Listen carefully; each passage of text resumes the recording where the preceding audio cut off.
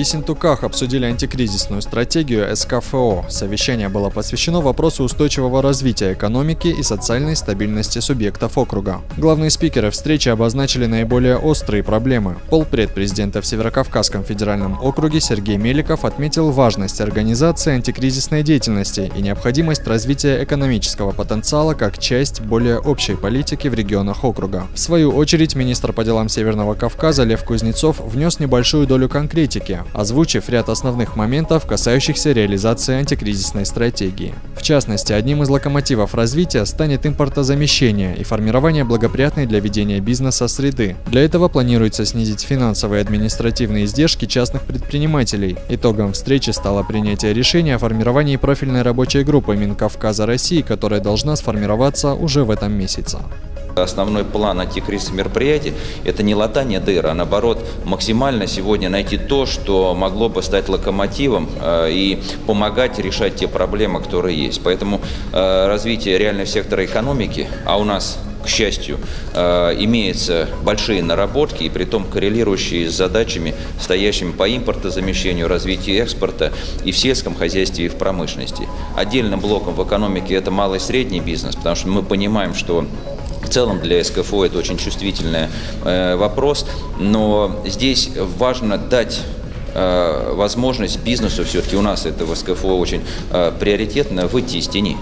И за счет мотивации по дополнительным возможным льготам, и вопрос доступа к госзаказам, и вопрос защиты от возможных всяких надзорных и контролирующих органов и так далее. В Северной Осетии создадут группу по внедрению национального рейтинга инвестиционного климата. Об этом сообщили на заседании правительства республики. Список регионов, привлекательных для ведения бизнеса, был сформирован еще в прошлом году. Программа действовала в пилотном режиме. В 2015-м в нее вошли все субъекты страны. Рейтинг призван выявить, какие усилия прилагаются на местах для создания благоприятных условий ведения бизнеса. Оцениваться субъект будет по 4 направлениям. Основная задача – выявить, насколько сложно вести бизнес в том или ином регионе. Возглавит рабочую группу председатель правительства Северной Осетии Сергей Такоев.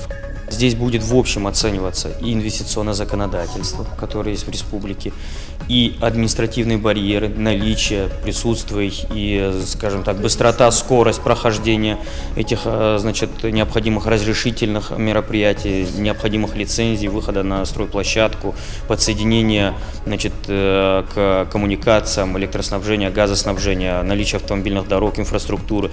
В целом будет оцениваться, все, что представляет понимание инвестиционного поля.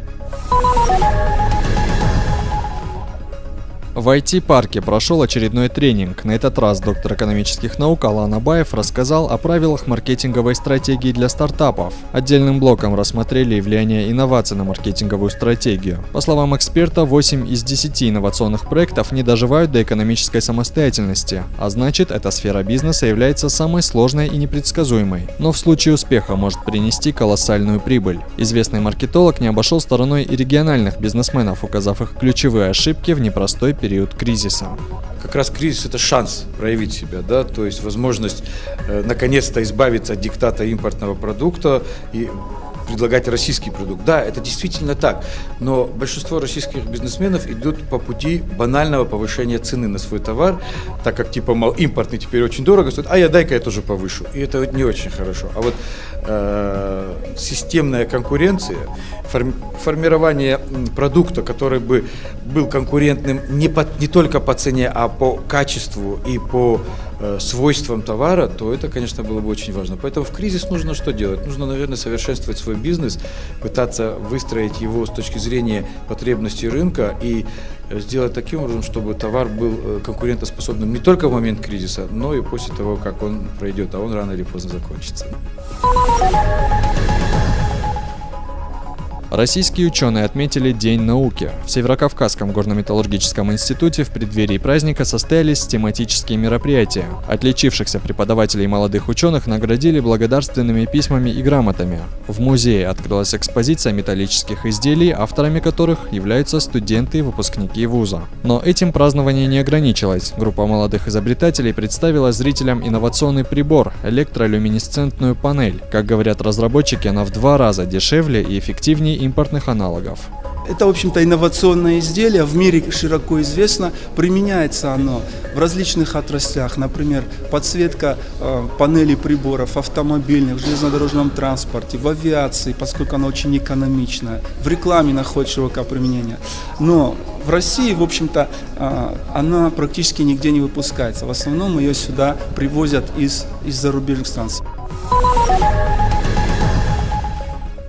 На сцене Остинского театра был показан «Урок» Алана Кукаева. Эта постановка затрагивает актуальную тему современного общества. В основе – конфликт. По сюжету во время репетиции хореограф поднимает руку на своего воспитанника. Возникает спор между учителем и родителями. Показать все свое мастерство сумели участники ансамбля «Маленький джигит». Ребята исполнили почти весь свой репертуар, а в финале и вовсе удивили зрителей дебютом нового состава совсем маленьких джигитов. Элементы классического балета исполнялись под национальную музыку Булата Газданова и Феликса Алборова. В сегодняшнем спектакле у нас показана положительная, как скажем, творческая семья хореографа и его подопечных. В жизни у нас у всех есть ошибки, в жизни у нас у всех получается что-то неправильно. Мы такие люди, что можем нервничать, можем ошибаться, но всегда должно быть в конце все положительно.